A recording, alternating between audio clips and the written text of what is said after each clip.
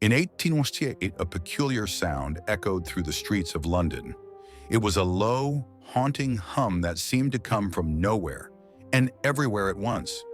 Residents were baffled, and the theories ranged from underground tunnels to celestial phenomena.